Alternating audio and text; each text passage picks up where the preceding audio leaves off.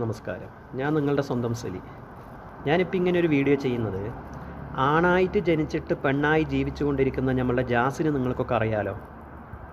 ഇപ്പോൾ നിങ്ങളെങ്ങനെ ജീവിക്കണമെന്ന് തീരുമാനിക്കേണ്ടത് നിങ്ങളാണെങ്കിൽ, ജാസി എങ്ങനെ ജീവിക്കണമെന്ന് ജാസിൻ്റെ താല്പര്യത്തിനനുസരിച്ചല്ല ജാസി തീരുമാനിക്കുന്നത്. കുറേ യൂട്യൂബിലെ ആളുകൾ വന്നിട്ട് ജാസിൻ്റെ വീഡിയോ എഡിറ്റ് ചെയ്തിട്ട് കുറേ വീഡിയോ ആഡ് ചെയ്തിട്ട് സോഷ്യൽ മീഡിയയിൽ ഇട്ടുകൊണ്ടിരിക്കുക. അതെന്തിനാണെന്നറിയുമോ?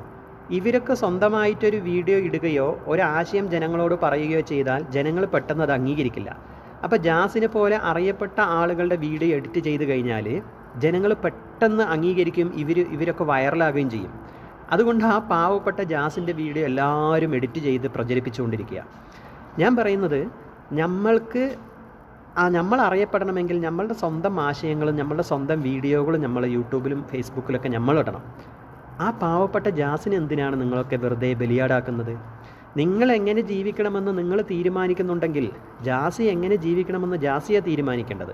ഞാൻ ഒരിക്കലും ജാസിൻ്റെ ജീവിതത്തെ അംഗീകരിച്ചുകൊണ്ട് അങ്ങനെ ജീവിക്കുന്നതിന് ഇഷ്ടപ്പെട്ടുകൊണ്ടല്ല സംസാരിക്കുന്നത്. ഒരു പാവപ്പെട്ട ഒരാളെ ഇത്രയും കൂടുതൽ ആക്ഷേപിക്കുമ്പോൾ അതിലൊരു സങ്കടം വന്നതുകൊണ്ടാണ് ഞാനിങ്ങനെ ഒരു വീഡിയോ ചെയ്യുന്നത്.